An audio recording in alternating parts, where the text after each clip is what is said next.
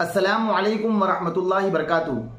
आज की इस वीडियो के ज़रिए से हम आपको ये बतलाने वाले हैं कि मुहर्रम के महीने में शादी करना, इसी तरीके से मुहर्रम के महीने में सगाई करना, मुहर्रम के महीने में औरतों के लिए, बच्चियों के लिए, लड़कियों के लिए हाथों में मेहंदी लगाना कैसा है।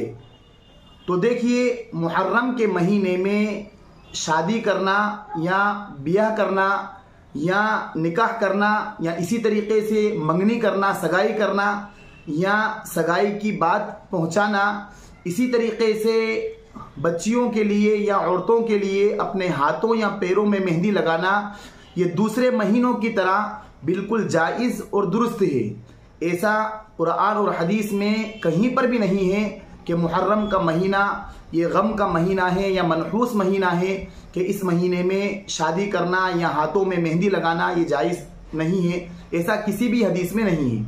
इसलिए लिहाजा मुहर्रम के महीने में अपने हाथों में, पैरों में औरतों के लिए मेहंदी लगाना बिल्कुल जायज़ है। इसी तरीके से मुहर्रम के महीने में शादी करना और इसी तरीके से सगाई करना, ये तमाम चीज़ें बिल्कुल जायज़ है। जिस तरह दूसरे महीनों में जायज़ है, इसी तरीके से मुहर्रम के महीने में भी जायज़ है। सिर्फ इसलिए मुहर्रम के महीने को मनहूस समझना या गम का महीना समझना या इस मुहर्रम के महीने में शादी इसलिए ना करना कि इस महीने में शुहदाए करबला का वाक़िया पेश आया था। इस महीने में नवासे रसूल हज़रत हुसैन रज़ियल्लाहु ताला अन्हु शहीद हो गए थे। सिर्फ इसलिए इस महीने को गम का महीना समझना और इसमें शादी ब्याह न करना, तो ऐसा कोई सा भी महीना नहीं है कि जिस महीने में किसी बड़ी अजीम हस्ती, किसी बड़े सहाबी का या खुलाफाए राशिदीन में से किसी का इंतकाल ना हुआ हो।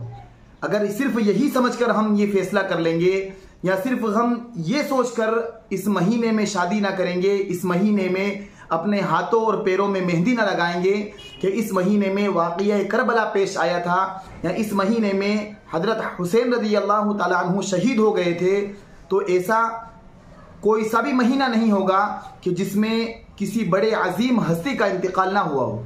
हज़रत अबू बकर सिद्दीक़ रज़ियल्लाहु ताला अन्हु का इंतकाल जमातुल ऊला सन हिजरी 13 में इंतकाल हुआ है। तो क्या हम हज़रत अबू बकर सिद्दीक़ रज़ियल्लाहु ताला अन्हु जो खलीफा अव्वल हैं, आप सल्लल्लाहु अलैहि वसल्लम के सबसे ज़्यादा रफ़ीक़ हैं, आपके यारे गार हैं, आप सल्लल्लाहु अलैहि वसल्लम के से बहुत ज़्यादा मोहब्बत करने वाले हैं, तो क्या उनके इंतकाल की वजह से क्या हम जमातुल ऊला में भी शादी ब्याह नहीं करेंगे और हाथों में मेहंदी ना लगाएंगे।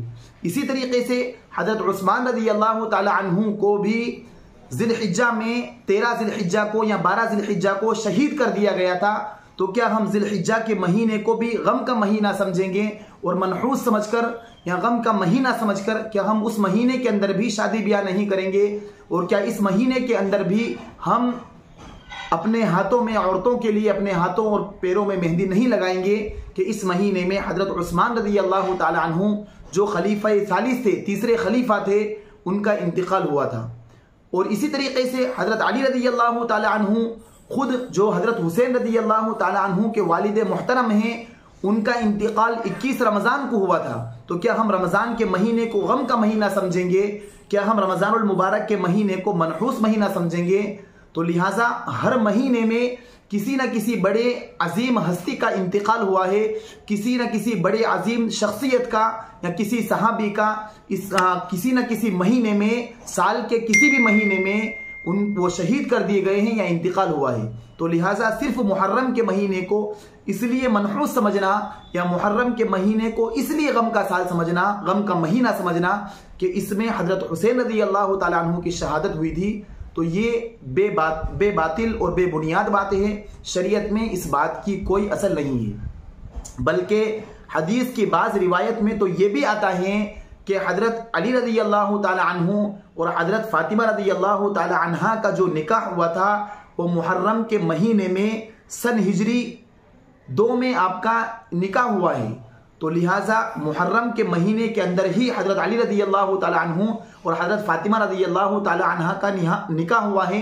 तो लिहाजा इस महीने को मनहूस समझना या गम का महीना समझना ये बात बिल्कुल बेअसल है। शरीयत में इसकी कोई असल नहीं है, बल्कि इस महीने के अंदर निकाह करने की जो रस्म है, इसको ख़त्म करने के लिए अगर कोई निकाह करेगा तो उसको अज्र मिलेगा, उसको सवाब मिलेगा। इसलिए कि ये बात शरीयत से साबित नहीं है और ये एक रस्म रिवाज हमारे दरमियान बेबुनियाद दाखिल हो चुका है।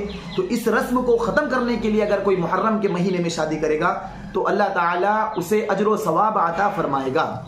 और ये जो बातें हमने आपको बतलाई है कि मुहर्रम के महीने को जो मनहूस समझा जाता है, और ये सब बातें जब हमने आपको बतलाई है, ये मशहूर दारुल इफ्ता जामिया बिन्नूर टाउन से लेकर हमने आपके सामने पेश की है। अगर आपको ये हमारी वीडियो अच्छी लगी हो तो आप हमारी वीडियो को शेयर करें, हमारे चैनल को सब्सक्राइब करें।